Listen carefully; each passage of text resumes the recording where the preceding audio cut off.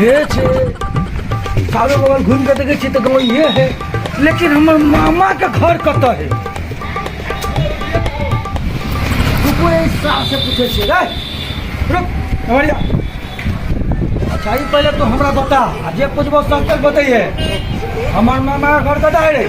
मामा के घर हम किराया नहीं गेलियो।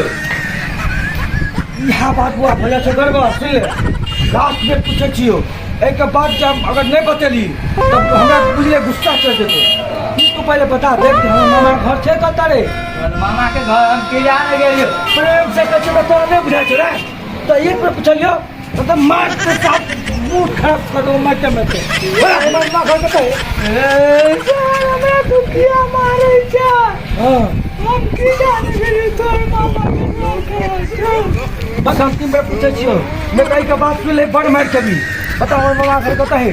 नहीं पता जो तोर मामा के घर कत है? नहीं छो पता।